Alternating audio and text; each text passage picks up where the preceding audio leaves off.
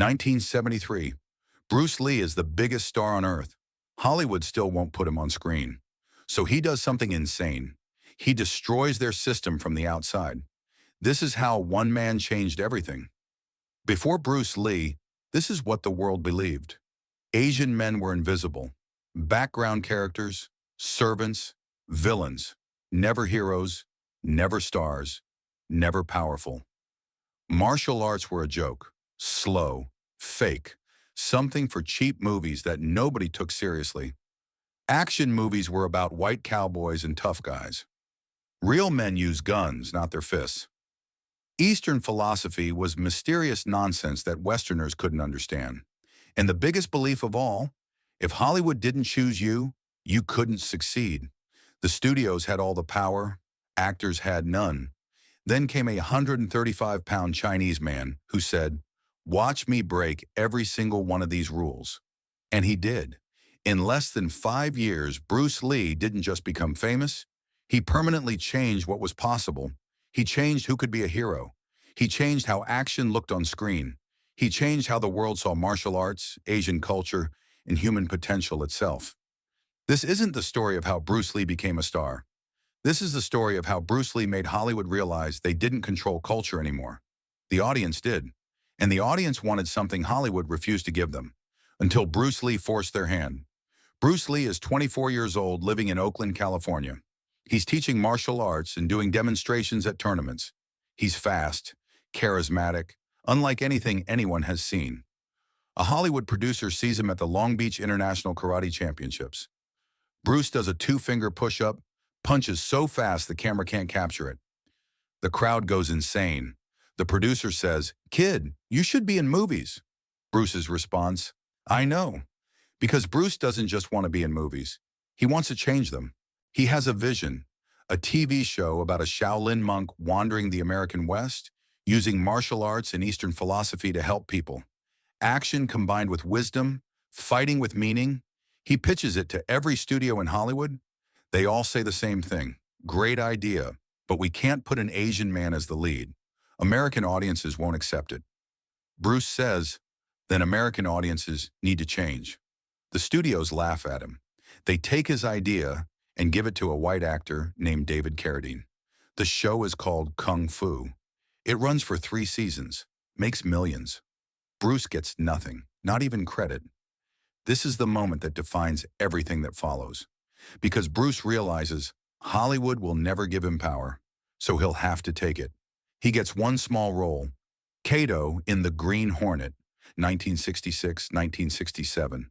He's supposed to be a sidekick, background, but Bruce refuses to be background. When they film fight scenes, Bruce moves so fast the cameras can't capture it. The directors ask him to slow down. Bruce refuses. He says, "This is how real fighting looks. Change the cameras." They don't change the cameras. They cancel the show after 1 season. But something happens that nobody expected. The Green Hornet airs in Asia. And Bruce Lee becomes a phenomenon. Not the main star, not the white guy. Bruce, the sidekick Asian character. Hong Kong starts calling. They want Bruce to make movies. Hollywood says, "Don't go. You'll ruin your American career." Hollywood is where real stars are made. Bruce goes anyway, because he understands something Hollywood doesn't. You don't need their permission to change the world. You just need an audience. Bruce returns to Hong Kong with nothing to lose and everything to prove. He makes The Big Boss for 100,000 pocket change by Hollywood standards. No special effects, no big budget, just Bruce fighting drug dealers in a factory. But here's what's different. The fights are real, not movie fighting. Not staged choreography where you can see the punches miss. Real speed, real power, real technique. Bruce moves like water, flowing, explosive, unpredictable. Every movement is efficient, beautiful, deadly. He's not pretending to fight. He's showing what actual martial arts mastery looks like. The Big Boss breaks every box office record in Hong Kong. People line up around blocks to see it. They've never seen action like this. They've never seen an Asian man on screen who's this powerful, this confident, this dominant. Bruce makes 3 more films in rapid succession. Fist of Fury, 1972. Bruce plays a martial arts student who avenges his master's death. There's a scene where Japanese fighters bring a sign to the Chinese school that says, "Sick Man of Asia." Bruce destroys them and the sign. This isn't just a fight scene, it's a political statement. For centuries, Western powers called China the sick man of Asia, weak, backwards, inferior. Bruce literally kicks that image apart on screen.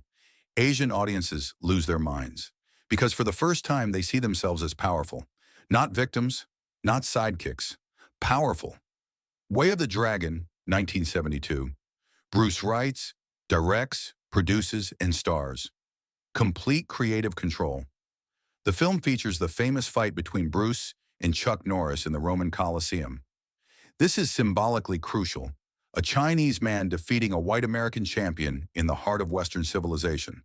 The message is clear, East versus West, and the East wins. Enter the Dragon, 1973. Warner Brothers finally notices. They co-produce a film with Hong Kong studios. Real Hollywood budget, international release. Enter the Dragon makes over $400 million worldwide. It becomes the highest-grossing martial arts film in history. Bruce Lee is now the biggest action star on the planet, bigger than any Hollywood star in Asia, approaching Steve McQueen and Clint Eastwood levels globally. And Hollywood, the industry that rejected him, is now desperate to work with him. But Bruce dies before he can enjoy his victory. July 20th, 1973. Age 32. Brain swelling. Dead at the peak of his power. Yet his death doesn't end his revolution. It completes it. Because what Bruce changed doesn't die with him. Here's what Bruce Lee changed permanently. One who could be a hero. Before Bruce, Asian men in Western media were Charlie Chan, detective who speaks in fortune cookie wisdom, Fu Manchu, evil villain, or houseboys and laundrymen, emasculated, non-threatening, invisible. After Bruce, Asian men could be powerful, heroic, dangerous in a good way. Bruce didn't just play strong characters. He exuded power, confidence, masculinity. He dated beautiful women on screen. He dominated white opponents. He was the hero everyone wanted to be. This opened doors. Not immediately. Hollywood's racism didn't disappear overnight. But Bruce proved Asian actors could carry films globally, that audiences would accept them as leading men. Jackie Chan, Jet Li, Donnie Yen, Steven Yeun, Simu Liu, none of them have careers without Bruce Lee breaking that door down. 2. How action looked on screen. Before Bruce, movie fights were slow, choreographed, obvious. Punch, reaction, fall. Everything staged and safe. After Bruce, action had to be real, fast, brutal, believable. Bruce brought actual martial arts to cinema. He trained the actors. He choreographed fights with realistic technique. He demanded multiple takes until it looked perfect. Every action movie after Bruce Lee, from The Matrix to John Wick to Marvel films, uses his template: real martial arts, multiple angles, practical effects, actors who actually train. Directors now hire martial arts choreographers. Actors train for months before filming. Fight scenes are treated as seriously as dramatic scenes. Bruce did that. He changed the entire visual language of action cinema. 3. What martial arts meant before Bruce. Americans thought kung fu was fake, dancing, something for circus performers and low-budget movies. After Bruce, martial arts became respected. People wanted to learn. Dojos opened everywhere. But Bruce didn't just make martial arts popular, he changed martial arts itself. His philosophy, Jeet Kune Do, rejected tradition. He said, take what works from every style. Boxing's punches, fencing's footwork, wrestling's grappling. Throw away what doesn't work. This was heresy to traditional masters. But Bruce was right.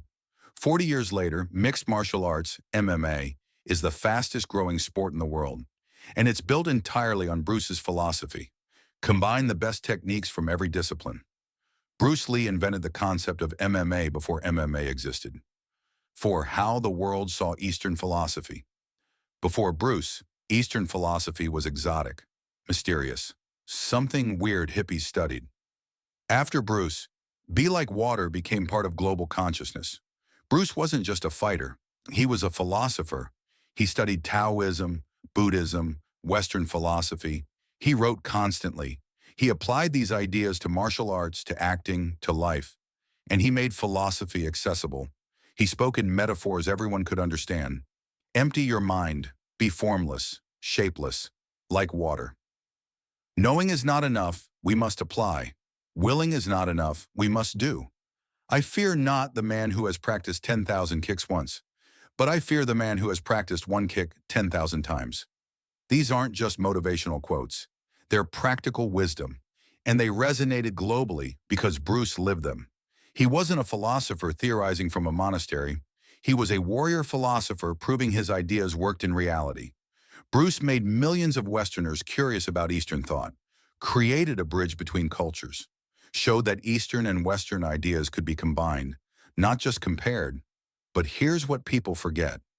Bruce Lee didn't just change culture. He changed the business of entertainment. In 1972, Bruce formed his own production company, Concord Productions. He negotiated unprecedented control over his films, script approval, director approval, fight choreography control, final cut approval. No actor period, had this much power in the early 1970s. Studios controlled everything. Actors did what they were told. Bruce said, "I'm not an employee, I'm an artist. I control my work or I don't do it." And because his films were making tens of millions, studios had to agree. This changed the power dynamic in Hollywood permanently. Bruce proved that talent could dictate terms to studios if the audience demanded it. After Bruce, actors started demanding more control, more ownership, more creative input. The entire concept of the actor-producer who controls their projects? Bruce Lee pioneered it. He also proved something revolutionary about global markets. You didn't need Hollywood to succeed globally. Hong Kong films could compete with American films internationally. Asian markets could drive profitability. This was a shock to Hollywood's system. They believed only American productions could succeed worldwide. Bruce proved them wrong. Today, the global film market is bigger than the American market. Studios now make films with international audiences in mind first. Chinese box office can make or break Hollywood blockbusters. Bruce Lee showed them this was possible in 1973, 50 years before Hollywood figured it out. But let's be honest about something. Bruce Lee's revolution came at enormous personal cost. He worked himself to death. Literally. Bruce was obsessed with perfection. He trained 6 to 8 hours daily. He was doing his own stunts, all of them. He was acting, choreographing, often directing. He was running his production company. He was managing his image. He was fighting Hollywood's racism while trying to succeed in their system. He took painkillers to mask injuries so he could keep working. He had chronic back pain from a weightlifting injury but refused to stop training. He was sleeping 4 or 5 hours a night. His wife Linda said he was burning the candle at both ends, in the middle, and anywhere else he could light. The brain swelling that killed him, likely caused by overwork, dehydration, stress, and taking medication to keep pushing when his body was screaming for rest. Bruce Lee didn't just change culture, he sacrificed himself to do it. And here's the tragic irony. If Bruce had lived another 20 years, how much more would he have changed? What else would he have revolutionized? We'll never know. But what he did accomplish in 32 years, most people couldn't accomplish in 80. So let's measure Bruce Lee's impact 50 years later. In Hollywood, Asian actors are finally getting leading roles. Shang-Chi, Everything Everywhere All at Once, Crazy Rich Asians. It took 50 years, but Hollywood finally learned the lesson Bruce tried to teach them. Audiences will accept Asian heroes. In action cinema, every fight coordinator studies Bruce Lee. Every action star from Jackie Chan to Keanu Reeves trains in martial arts because Bruce made it the standard. In martial arts, MMA exists because Bruce destroyed the idea that one style is superior. He proved cross-training and practical application beat traditional purity. In business, actors having creative control and ownership is now common because Bruce proved talent could dictate terms to studios. In culture, be like water is quoted by athletes, CEOs, artists. Bruce's philosophy transcended martial arts and became life wisdom. But here's the most important impact. Bruce Lee changed what young Asian people believed was possible. Before Bruce, Asian kids in the West grew up seeing themselves as perpetual foreigners, not quite belonging, not represented, not powerful. After Bruce, they saw someone who looked like them as the hero, the strongest, the coolest, the one everyone wanted to be. This psychological impact is immeasurable. How many Asian doctors, lawyers, engineers grew up with Bruce Lee posters and learned, I can be powerful, I can be confident, I can be the hero of my own story. Bruce didn't just change movies. He changed identity, self-image, possibility. So how did Bruce Lee actually change the world? Not by asking permission, not by waiting for opportunities, not by playing by the rules. He changed the world by 1. Refusing to accept limitations others put on him. When Hollywood said Asian men can't be leads, Bruce said, watch me prove you wrong. 2. Going around gatekeepers. When Hollywood rejected him, he went to Hong Kong. When Hong Kong gave him a platform, he used it to build power Hollywood couldn't ignore. 3. Being undeniable. Bruce didn't argue he deserved success. He demonstrated it. His films made money. Audiences loved him. Evidence is more powerful than arguments. 4. Combining excellence with authenticity. Bruce was technically brilliant and culturally authentic. He didn't whitewash himself to appeal to Western audiences. He leaned into his Chinese identity and made it cool. 5. Building something new when the old system wouldn't change. When traditional martial arts wouldn't evolve, Bruce created Jeet Kune Do. When Hollywood wouldn't change, he built his own production company. This is the blueprint for cultural revolution. Don't wait for institutions to change. Don't ask for permission. Build your own platform. Prove your value. Make them come to you. Bruce Lee didn't change Hollywood's mind about Asian actors through persuasion. He made them so much money they had no choice but to accept him. That's power. Here's what Bruce Lee's story teaches us about changing culture. Culture doesn't change because people suddenly become more enlightened. Culture changes when someone proves the old way is obsolete. Hollywood didn't reject Bruce Lee because they were evil. They rejected him because they genuinely believed that audiences wouldn't accept an Asian leading man. Bruce proved them wrong by showing audiences something they didn't know they wanted until they saw it. That's innovation. That's revolution. Not forcing change through demands, but making change inevitable through demonstration. Bruce Lee's real genius wasn't his martial arts. It was understanding that the fastest way to change minds is to change reality. Don't argue about what's possible. Show them. Don't debate representation. Be the representation. Don't wait for permission. Build it yourself. And most importantly, be so good they can't ignore you. Bruce Lee was so good so fast, so charismatic, so profitable that Hollywood had to acknowledge him, had to change their rules, had to admit they were wrong. He didn't change culture by asking nicely. He changed culture by being undeniable. And that's how you change the world. Not by talking about what should be different, but by being the difference and forcing the world to adjust to you. Bruce Lee lived 32 years, and in that time, he permanently changed what was possible for billions of people. That's not just success, that's immortality. If Bruce Lee's cultural revolution inspired you, subscribe to discover how other legends destroyed the rules and changed the world forever. Like if you believe one person can change everything. Comment below, who else broke the rules and changed culture? This is the channel about people who refused to accept the world as it was and forced it to become something new.